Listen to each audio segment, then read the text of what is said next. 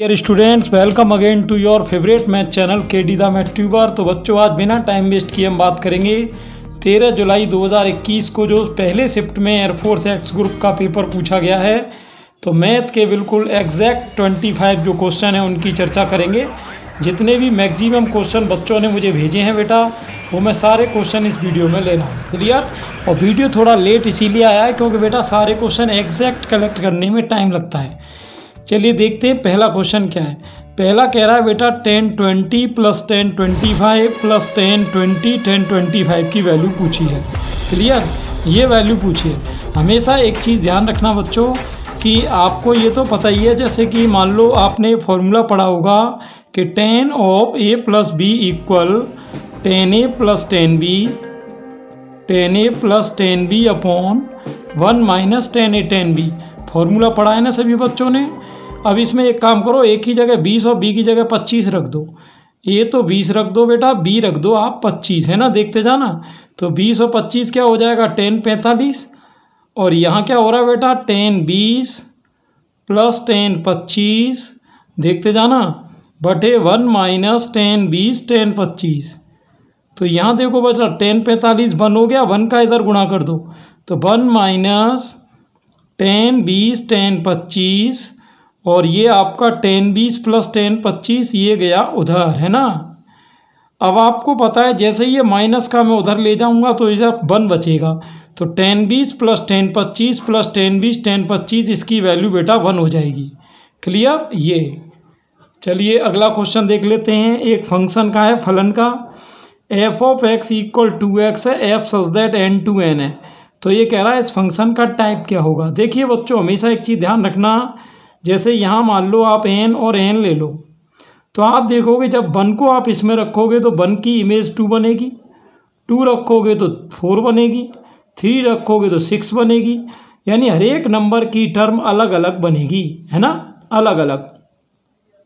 लेकिन अब इसका मतलब ये हुआ अलग अलग बनेगी, तो इसका मतलब एक तो ये हुआ इससे कि एक एक ही है भाई, ये एक एक ही यानी 1 1 है। आपको यही टाइप बताना है कि किस तरह का है, एक एक ही है कि अंतरछेपी है ना, बहु एक एक ही है कि आच्छादक है। देखिए अब जांच करते हैं अंतरछेपी या आच्छादक की। देखो यहाँ पर अगर मान लो आपको दिख रहा है ये n है, n का मतलब कोई ये तो है नहीं कि केवल 2 4 6 8 इस तरह के ही आएंगे, आपके इस तरह के भी आ सकते हैं। जैसे मान लो 3 है ना। अब 3 को अगर मैं इसमें एफ ऑफ एक्स की जगह रखूँ स्टूडेंट 3 को, तो 3 इक्वल 2x को अगर सॉल्व करें तो x की वैल्यू 3/2 हो रही है। यानी अगर हम x की वैल्यू 3/2 यहाँ रख के तब उसकी इमेज 3 बनेगी, है ना। लेकिन हम जानते हैं 3/2 हम यहाँ नहीं रख सकते, तो 3 की जो प्री इमेज है यानी 3 का जो पूर्व प्रतिबिंब है वो नहीं बन पाएगा। और जब किसी एलिमेंट का पूर्व प्रतिबिंब नहीं बन पाता है तो वो बेटा आच्छादक नहीं होता, वो होता है अंतरछेपी। इसको कहते हैं इनटू। तो 1 1 एंड इनटू। क्लियर? अगला क्वेश्चन देखते हैं बच्चों। अगले क्वेश्चन में बेटा y इक्वल साइन ऑफ लॉग एक्स है, डी पूछा है। डी का मतलब अवकल समीकरण। तो देखते हैं अवकल समीकरण कैसे आएगा बच्चों। इसमें कुछ इस तरह का क्वेश्चन था कि x d2/dx²। बच्चे ने मुझे क्लियर नहीं भेज पाया है, फिर भी चलो मैं इसमें d निकाल देता हूँ इसका। तो इसमें वही है dy/dx निकालो। साइन का क्या होगा कॉस ऑफ लॉग एक्स, और लॉग एक्स का करोगे तो 1/x। एक्स इधर ले जाके बेटा फर्स्ट इंटू सेकेंड करो। तो कैसे करोगे, एक्स यानी फर्स्ट ऐसे का ऐसा ही, और dy/dx का क्या हो जाएगा d2/dx² प्लस dy/dx ऐसे का ऐसा ही, और x का 1। यहाँ इसका भी करना है, तो कॉस का क्या होगा बेटा minus sine of log x, और लॉग एक्स का करोगे तो 1/x। एक्स का क्रॉस गुणा फिर से कर दो, तो x² d2/dx² plus x dy/dx equal minus ये साइन लॉग एक्स की जगह क्या हो जाएगा y, ये माइनस y इधर दे दो, है ना। तो आपकी फाइनल लाइन क्या बनेगी बच्चों, x² d2/dx² plus x dy/dx plus y equal 0। तो ये कुल मिला के अपना d बन गया, है ना। इसको कहते हैं अवकल समीकरण। अगला क्वेश्चन देखते हैं बच्चों। ये कह रहा है एफ ऑफ एक्स अगर 1/3x + 5 है तो f' 0। तो कोई दिक्कत नहीं, आप डिफ्रेंसिएशन कर दो। 1/x का क्या होता है बच्चों माइनस 1/x², और अब डी डी एक्स किसका करना है, इस ब्रैकेट का करना है, ठीक है ना, ब्रैकेट का। तो देखते हैं क्या लाइन बनेगी यहाँ, -1/3x + 5 का होल स्क्वायर, 3x का 3 हो गया, 5 का 0। अब इसमें एफ डैश बेटा x की जगह क्या रखना है, 0। x की जगह 0 जब आप रखोगे तो देखते हैं क्या हो जाएगा, -1 का 3 से -3 x की जगह यहाँ 0 रखोगे तो 3 का गुणा 0 से 0 + 5 5, 5 का स्क्वायर 25, ठीक, -3/25। ठीक, आगे अगला क्वेश्चन देखते हैं बच्चों, 1 - cos x × cosec square x। देखो समाकलन है बेटा, इंटीग्रेशन है, इसका अंदर ले जाओ, cosec स्क्वायर x का 1 में ले जाओगे वो तो cosec स्क्वायर x हो गया। यहाँ देखो जब आप cos x में cosec स्क्वायर x का इंटू करोगे तो देखते हैं ये कैसे होगा। आप जानते हो cosec स्क्वायर को हम sin x × sin x लिख सकते हैं, तो cos अपॉन साइन क्या हो जाएगा, cot x, और 1/sin क्या हो जाएगा, cosec x। तो ये हो गया cosec x × cot x। क्या हो गया बच्चों, cosec x × cot x, है ना। चलिए अब इन दोनों का आपको करना है इंटीग्रेशन। तो cosec स्क्वायर का क्या होता है बेटा, -के cot x, और cosec x × cot x का इंटीग्रेशन क्या होता है, -cosec x, तो माइनस प्लस का आपका cosec x हो जाएगा। शाबाश, ठीक, बिल्कुल ऐसे ही। कमेंट बेटा जो भी प्रॉब्लम हो कमेंट कर देना, है ना। चलो इसको देखते हैं, 0 to π/4 10/cos स्क्वायर। इसको पहले थोड़ा सा सॉल्व करेंगे, उसके बाद में आपको इसको हल करके बताऊंगा। तो यहाँ देखो 1/cos स्क्वायर को हम क्या लिख सकते हैं, sec स्क्वायर, और यहाँ बेटा अगर हम 10x को t ले लें तो आपको पता है 10x का अवकलन होता है sec square x dx = dt, है ना, ये होता है। तो 10x की जगह क्या लिख दें, t, यहाँ हो जाएगा बेटा, और लिमिट भी चेंज होगी। तो π/4 रखोगे तो 10 45 1 हो जाएगा, 0 रखोगे तो 10 0 0 हो जाएगा। अब 10x की जगह क्या है, t, और sec स्क्वायर x dx की जगह dt। तो t का इंटीग्रेशन करोगे तो ये हो जाएगा t²/2, और लिमिट 0 से 1 हो रही है। अब ये वैल्यू रख दो बेटा, 1 रखोगे 1 का स्क्वायर, ये आपका 1/2 हो जाएगा। क्लियर। आगे नेक्स्ट देखते हैं क्या कह रहा है बच्चों, e⁻10x sec square x, limit वही 0 to π/4 है। ये तो पिछली बार जैसा ही क्वेश्चन दोबारा से पूछ लिया। 10x को t मान लो तो 10 का डिफ्रेंसिएशन क्या होता है, sec square x dx = dt। चलिए अब इसको यहाँ लगा दो, लिमिट 0 to π/4 है तो π/4 यहाँ लगाओगे, 10 45 1 हो जाएगा। 10x की जगह कौन है, t, sec square x dx की जगह dt। अब आप इसका कर दो e⁻t का, तो e⁻t होता है, लिमिट क्या है 0 to 1, लिमिट लगा देंगे तो e⁻t की जगह 1 माइनस e⁻0, तो e⁻0 तो बेटा 1 होता है ना। आगे 8वां देखते हैं क्या कह रहा है, 1 2 3 4 अंकों की सहायता से 4 अंकों की बिना पुनरावृत्ति के कितनी संख्याएं बनेंगी, बिना पुनरावृत्ति के। देखो जैसे कि मान लो ये आपके 4 अंक हैं। अब बिना पुनरावृत्ति का मतलब है कि पहले स्थान को भरने के लिए 4 ऑप्शन है, दूसरे को 3, फिर 2, फिर 1, यानी ये हो गया 24 की 24 संख्याएं बनेंगी। अगर आपको इसी को कोई दूसरे तरीके से पूछे तो 24 को आप 4p3 भी लिख सकते हो। अब कई बच्चे कह रहे हैं सर इस तरह का आंसर दिया था, कई बच्चे कह रहे हैं 4p3, तो 4p3 की वैल्यू भी निकालोगे तो बेटा 24 ही आएगी। तो आप देख लेना, आंसर जिस तरह का दिया हो वो ऑप्शन आपको टिक कर देना है। ठीक, अगला नेक्स्ट क्या कह रहा है, जहाँ पर देखिए ये कह रहा है, ये प्रोबेबिलिटी का है क्वेश्चन है, p का मतलब प्रोबेबिलिटी, ठीक, p ऑफ m यानी गणित पढ़ने की प्रायिकता कह रहा है 35% है, बायो पढ़ने की प्रायिकता 25% है, और ये कह रहा है कि गणित और बायो दोनों को एक साथ पढ़ने की प्रायिकता 15% है ना।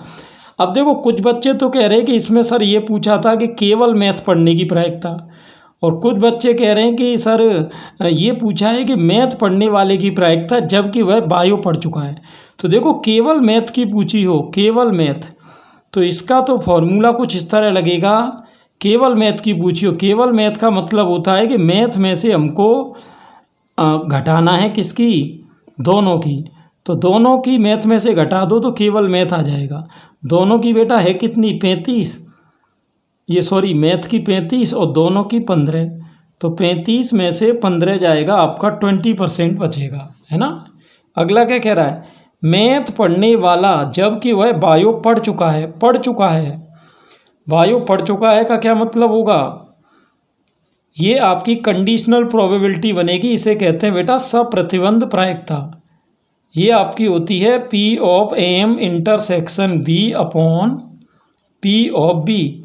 जो ज्ञात घटना होती है इसमें वो नीचे आती है, जैसे बायो पढ़ चुका है ना, तो ये ज्ञात घटना है, वो नीचे आएगी। तो P of M intersection B वो कितना है बेटा 15, और P ऑफ B यानी P ऑफ B बायो की 25, ठीक है। ये आपका 5 से काट दो, 3/5 हो जाएगा। चलिए अगला क्वेश्चन, 10वां क्वेश्चन कह रहा है, ये तो बिल्कुल ही देखो सीधा दे दिया, a प्लस आयोटा b कोई सम्मिश्र संख्या है तो इसका मापांक का तो फॉर्मूला होता है, ये तो 1 सेकंड का है बेटा, इसमें पेन भी नहीं चलानी, ये तो सीधा ही फॉर्मूला है। अगला क्वेश्चन, ये आपको दीर्घवृत्त का क्वेश्चन दे दिया और उत्केंद्रता E पूछिए। आप कहोगे सर आपको कैसे पता कि ये दीर्घवृत्त है, क्योंकि बेटा x² और y² के कोफिशिएंट धनात्मक हैं और अलग अलग हैं। जब x² और y² के कोफिशिएंट दोनों 0 से बड़े हों और दोनों बराबर नहीं हों तो ये चांसेज होते हैं 100% कि ये दीर्घवृत्त ही बनेगा, एलिप्स बनेगा। अब देखते हैं बेटा, इसका पहले हमको मानक रूप निकालना पड़ेगा। मानक रूप है ना, गौर से देखना। एक काम करो, x वाले तो अलग कर लो बेटा, और y वाले में से 2 कॉमन लेंगे तो y वाले कर लो अलग। ये +13 आपका चल ही रहा है। यहाँ एक काम करेंगे अपन, पूर्ण वर्ग बनाने के लिए एक तो यहाँ जोड़ रहे हैं और एक को जोड़ रहे हैं, तो एक को हमें घटाना भी पड़ेगा। यहाँ देखिए, यहाँ भी पूर्ण वर्ग बनाने के लिए बेटा हमको एक अगर अंदर जोड़ना पड़ेगा तो एक घटाना भी पड़ेगा, लेकिन अंदर जब एक घटाओगे तो 2 का 1 में घट के -2 हो जाएगा। अब यहाँ लाइन देखना क्या बन रही है, ये x² + 2x + 1, ये तो बच्चों x + 1 का होल स्क्वायर हो रहा है, और ये अपना हो रहा है y + 1 का होल स्क्वायर, और 13 में से 2 और 1 3 गए तो यहाँ बचेंगे 10, ठीक है। ये आपके बचे 10, ठीक। तो ये कुल मिला के कुछ सिस्टम हुआ इस तरीके से, है ना। ये यहाँ पर मुझे ऐसा लग रहा है बच्चे ने थोड़ा सा क्वेश्चन गलत भेज दिया है। यहाँ -13 है, माइनस, तो माइनस करोगे तो 13 और 1 14 और 2 16, ये माइनस का 16 होगा। तो ये 16 उधर ले जाके 16 का भाग दे दो, तो x + 1 का होल स्क्वायर अपॉन 16, 2 से 16 8 बार कट जाएगा, y + 1 का होल स्क्वायर अपॉन 8 = 1।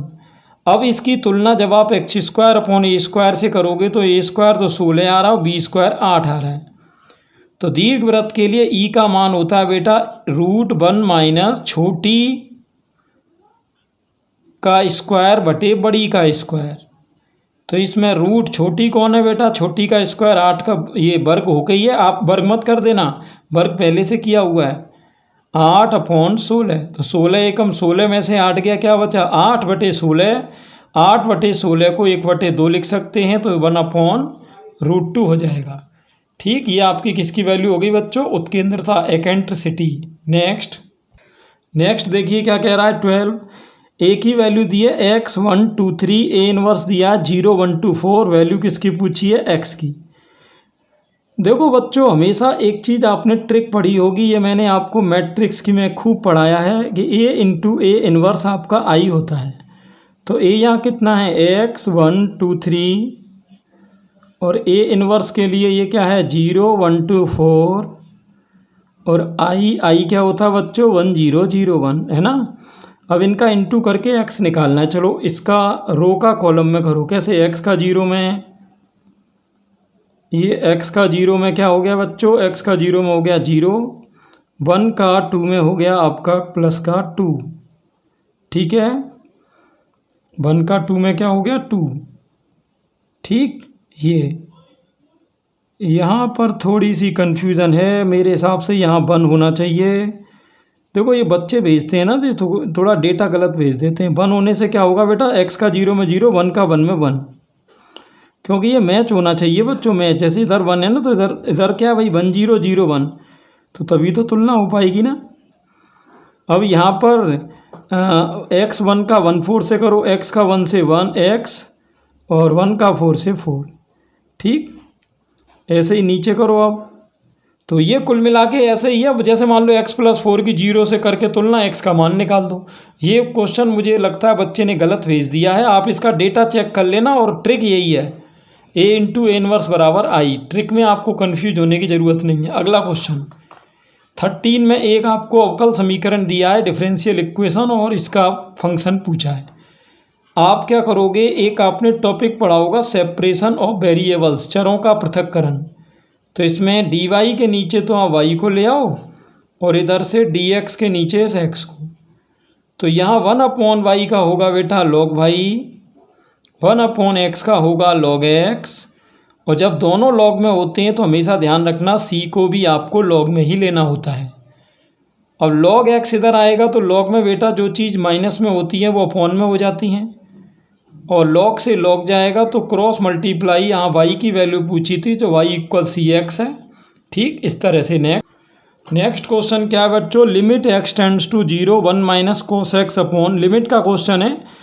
ज़्यादा इसमें सोचने की ज़रूरत नहीं, DLH रूल लगा दो, है ना, DL हॉस्पिटल रूल।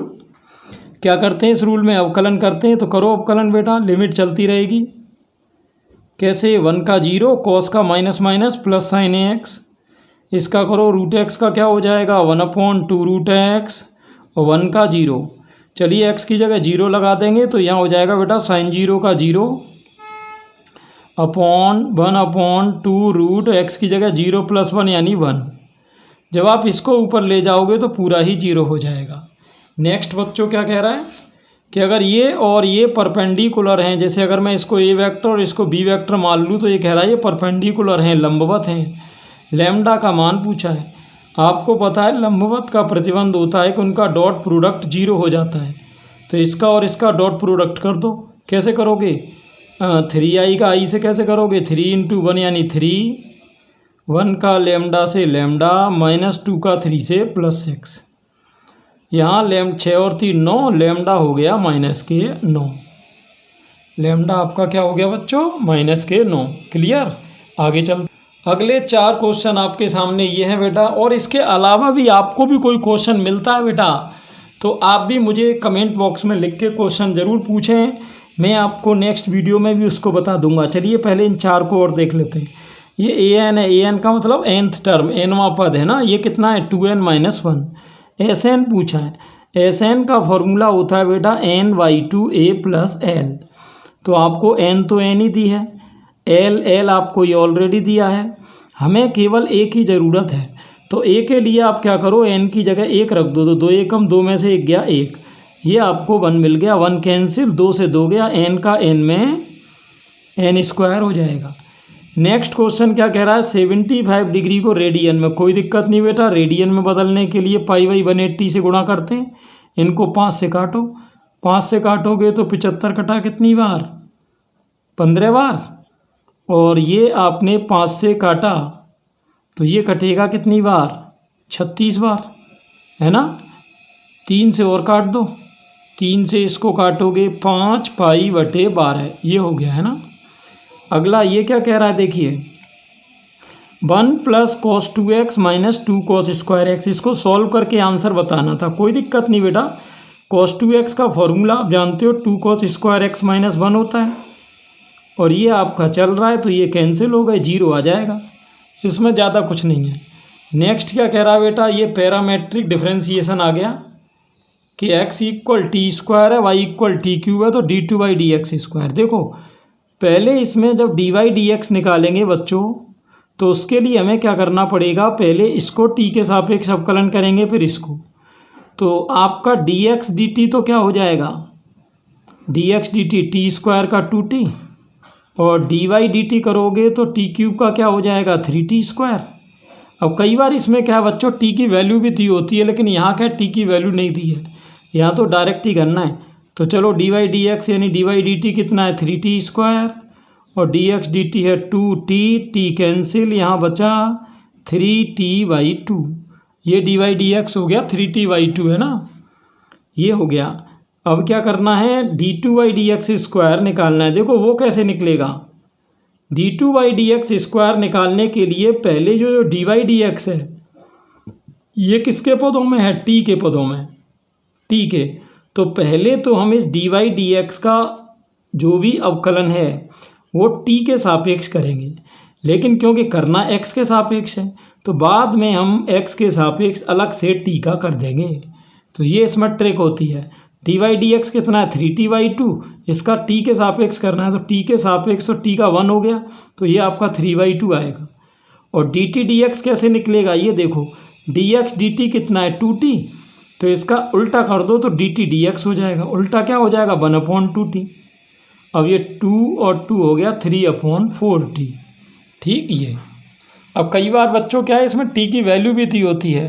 तो ये था बेटा आपको 13 जुलाई 2021 का फर्स्ट शिफ्ट का एक्स ग्रुप का मैथ पेपर, ठीक है। ये अब आपको थर्ड शिफ्ट का जो पेपर देखना है उसके लिए आपको इवनिंग में मैं वीडियो डालूँगा, आप बिल्कुल चैनल पर बने रहें। बाकी बच्चों को भी वीडियो बेटा ज़रूर शेयर करें। Thanks for watching.